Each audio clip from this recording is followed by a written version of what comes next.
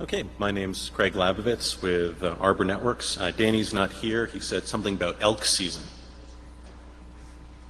Full screen. Yeah, it's just the touchpad.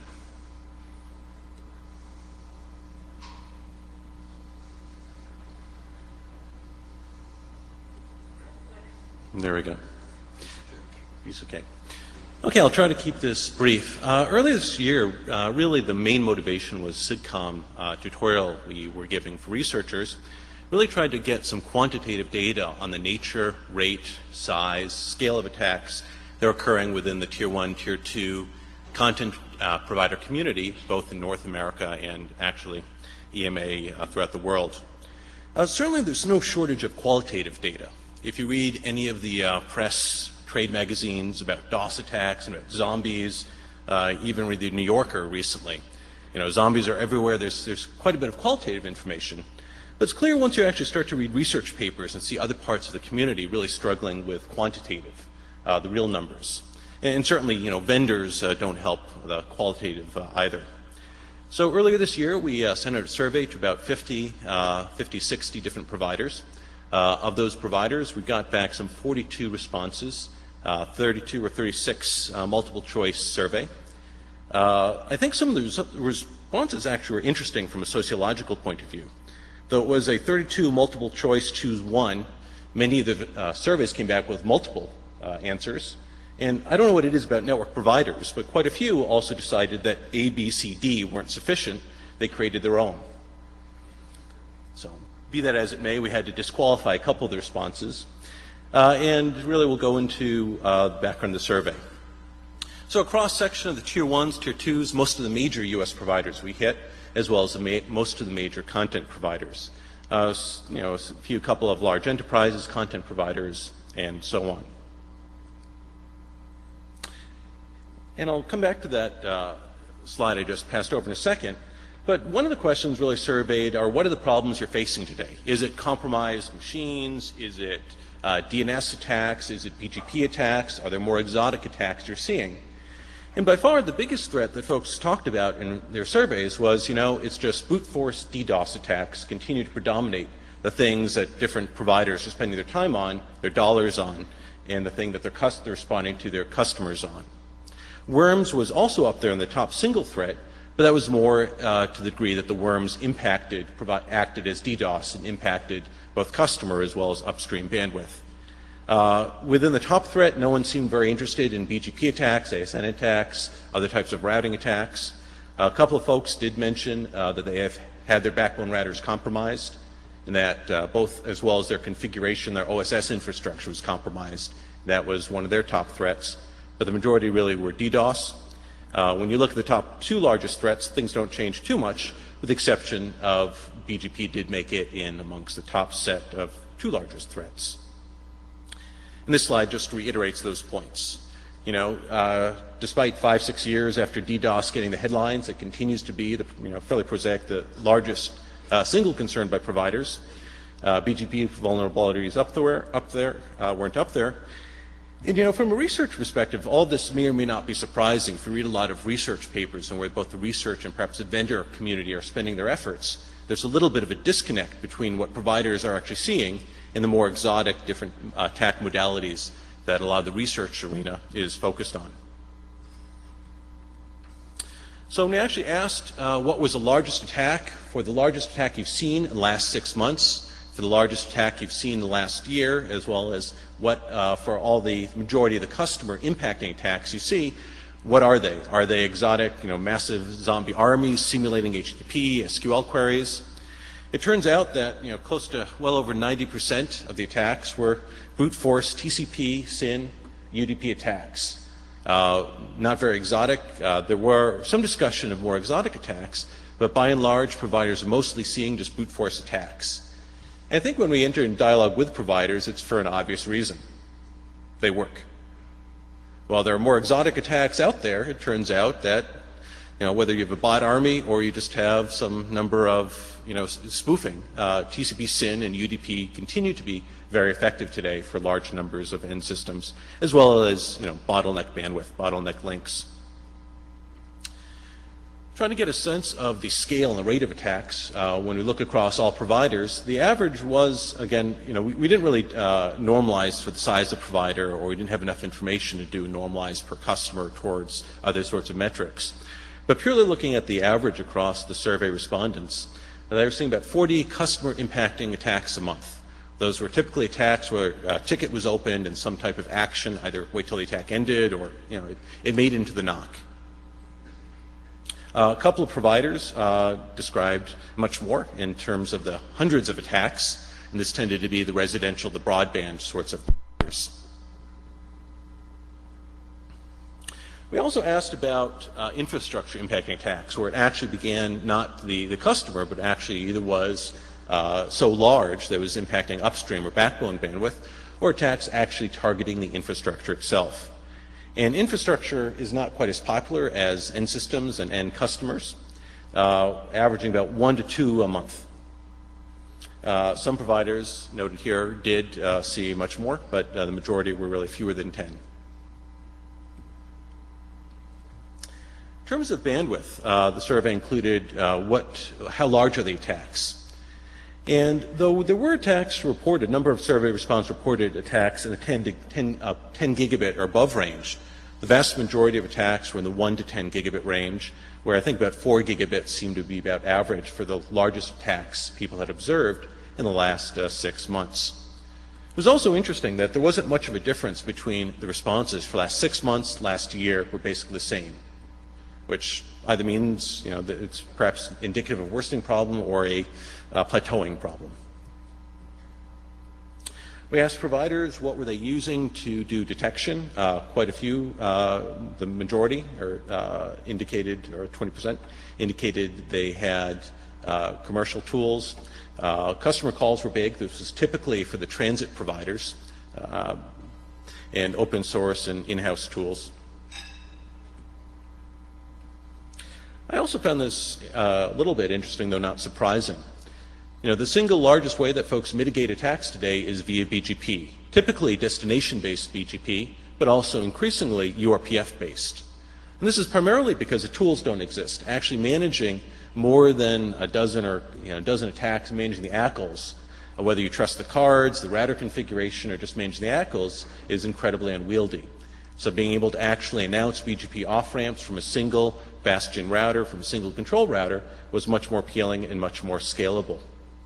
There was, smattering of the response did have other commercial mitigation, whether it be firewalls or other sorts of intelligent filtering applied. But the majority of the ways that ISPs today, at least in the survey, mitigate attacks is by completing it, by actually filtering out the destination or the /24 from the net. There's quite a bit of, for lack of a better word, FUD when you talk about zombie armies and the size of zombie armies growing. Certainly a number of recent press articles about the incredible growth and the threat faced by zombies. And, it was, I think, interesting in the survey as well that folks talked about these massive zombies that they had seen, that 10,000, 100,000. And we asked a couple of them, how did they measure this? The answer we got back was, well, they didn't. It just seemed that large. So it is kind of interesting. I think there's a lot of discussion about zombies, but it tends to be very difficult actually to validate or to measure the size of attacks. In fact, with everyone we checked with who did describe very large zombie nets, they really didn't have any quantitative results. It was just qualitative. But I think the take-home point of the majority of the survey response really indicate that they hadn't seen a growth in the size of the zombie armies, though several respondents did mention that they had seen a change in tactics. It was much more sophisticated.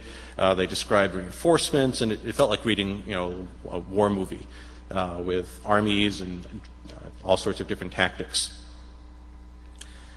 Some of the survey asked what was actually under attack. Many of the respondents didn't know that it was their customer infrastructure. They really didn't know what the actual end sites were, that the actual hosting sites were beyond that. But when folks did reply, it was kind of what you'd expect. A lot of it was IRC servers, gambling, porn, always up there in internet. And interestingly, that there are a few other things that were cited by more than one, which included, Chinese came up a couple of times, as well as the RIA. Just in the interest of, I'll spend just a quick second on this. A wide range of different security teams I think there was a lot of frustration with the survey respondents about the size of the team and the organization teams, both within Tier 1s and Tier 2s. Typically in the broadband, it was much more structure, much more actually dedicated resources, which always was not the case in the Tier 1, Tier 2s in the survey. A number of folks, when they asked about threats, what really scared them, kept them up at night. Despite all of the ACLs, despite all of the TAC acts, despite all the security, one European provider described how Tiger Team had actually managed to compromise his entire OSS infrastructure simply by calling the NOC and through social engineering. So despite all the structural safeguards, social engineering always will be out there. Finally, to wrap up, that some of the survey actually asked about once mitigation, once an attack's identified, what's the response? And law enforcement, actually the number of attacks that were actually referred to law enforcement was a fairly small minority, really under 1.5% of all the customer impacting attacks actually were referred to law enforcement. When asked why so few, the responses range from jurisdictional issues. You're a European provider and you're dealing with a U.S.-based, attack or attack originating in the U.S. What's the jurisdictional involved? A number of respondents talked about calling local FBI offices and saying, I'm under attack, and the attack, the actual crime had to be, they had to justify the attack actually cost so much money in a given jurisdiction before law enforcement would be engaged. Gambling is technically, or online gambling, especially offshore, is technically illegal in the U.S., so it's a little bit tricky to actually call up law enforcement and ask for their assistance, and so on. And also, quite frankly, the tools involved and the lack of forensics. So finally, just to wrap up, DDoS continues to be the biggest threat. Mitigation detection techniques are one of the largest impediments, both to mitigation law enforcement. And tools and staffing were a major factor in how different providers handle the attacks across the survey. I think Danny and I plan to try conducting the survey again, perhaps on a slightly larger scale. And we appreciate everyone who participated in the survey. The full results are available on the web. And I think in the future we've learned a lesson about ambiguous multiple choice questions, or actually we'll automate it this time and not leave so much room for provider creativity. With that said, I think we have a minute for questions. We can take a few. Hi, Randy. Randy Bush, IJ. Any guess, figures, measurement of how much, what proportion of DDoS is IP address spoofed? We talked to a number of folks about trying to estimate that, and as a vendor, we've got some measures, but nothing that came from this survey. Folks had different claims, but the sense I got was very few folks actually had the ability to measure it or to quantify it, at least in any meaningful way. Is it significant? I don't have good numbers. Anything else? Quick question. Jerry Dixon, Homeland Security, U.S. CERT. One of the things on the law enforcement side that we've been coming across is people refusing to be listed as victims. Just recently with Zotab, certain media companies were telling the world on the news, but were refusing to file an actual complaint, which basically hinders law enforcement from doing their job.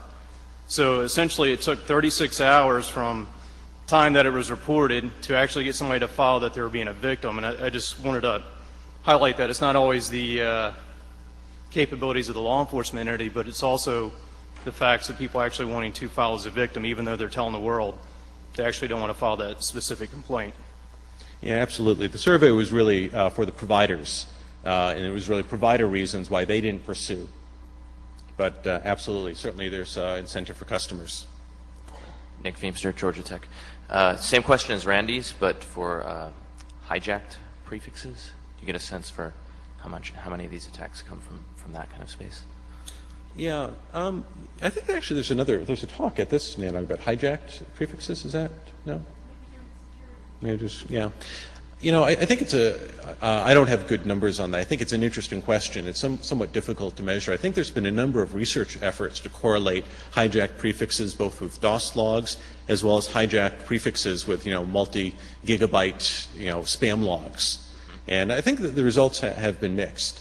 My sense of it is that when I tried to do work in this area, it was now 2 or 3 years ago, that despite, the publicity it got, there really wasn't much I could actually correlate looking through gigs and gigs, and maybe there was one.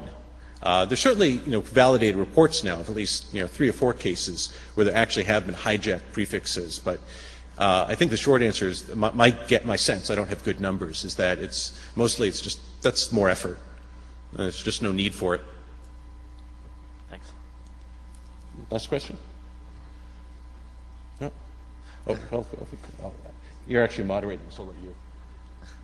I mean, I don't want to make the decision about Keep lunch. going. Yeah, right. Okay, just keep going. We'll see what happens. I'm getting hungry. Okay. We're actually pretty much right on time. All right, so- Mehmet, Okay. again from University of Puerto Rico. I actually am very interested in the research that you have done because I was for 4 years running an IRC server together with European Nuclear Research Center, where they were making big researches about denial of service attacks. And I have noticed that during this time, most of the time when we tried to solve the situations with law enforcement, it was pretty hard. However, when we go directly to ISPs, who we know the computers are hacked and computers are hijacked, it seemed to be better to get those solved. And most computers that we noticed, they were basically home users with DSL or cable internet access, high-speed internet access. So do you think that against denial of service attacks, ISPs should take a responsibility of the users that they have in their backbones and then keep the security, or should law enforcement go to the user instead of going to the ISPs? So I'm not sure I can answer that question fairly. I tend to be a security vendor, so my responsibility is all vendors should take responsibility. Like, for example, let me give an example. At the moment, I think American Online, not that I'm using it so often, but they have like a firewall and a spam scanner for you. Do you think that all ISPs should provide some kind of software for their clients so that they can secure their computers? Sure. Sounds good to me. So I think two real, rather than that facetious response, I think two real responses. One is, you're certainly seeing this within the I2 community. There's a lot of now enforced sort of, before you can actually attach to most of the I2 institutions, you do actually have to validate, before you can have the VPN, that you actually do have the viral software installed. I think secondly, what seems to be happening in the marketplace is that, I don't think there's really the market incentive for provider to force thousands of their end systems, whether you be in the broadband or subscriber edge. I think you do see the opposite commercial pressure, which is for tier 1s and tier 2s to essentially provide clean pipes to the large hosting customers. So, I think it's following the economics, and I don't think there's an economics now for large cable provider in the U.S. to enforce this on all of their users. In fact, I think there's the opposite pressure. Thanks. Okay, and last question. Very quick one, Matt Pitak from Yahoo. I think there may be a little bit of a sort of a chicken and the egg phenomena happening for part of the survey, in that you note 90% of the attacks are still TCP, SYN, UDP, flood, the brute force attacks. This is based on a survey rather than an actual empirical observation of networks. It may simply be that we're all still too overworked and don't have really good tools at our disposal to spot anything other than, oh my God, the pipes are full. So in asking a survey like this, you may actually be getting just a biased response of what are the things that you can spot, not what kind of attacks are really happening. Yeah. So I think the short answer to that is I don't think so. Actually, I'm no longer quite a researcher, but I do, from a commercial perspective, have access to, a fairly significant set of, security-related events and database. And I can tell you from a commercial perspective, the survey does match what we see commercially across both EMA and North America. Would you like to, in your next one, you talked about doing a future one, possibly correlate your observational with the survey? Yeah, I'm not allowed to use all of it, so the commercial data is hard to use. Okay, cool. Thanks. Thank you. Thanks, Craig.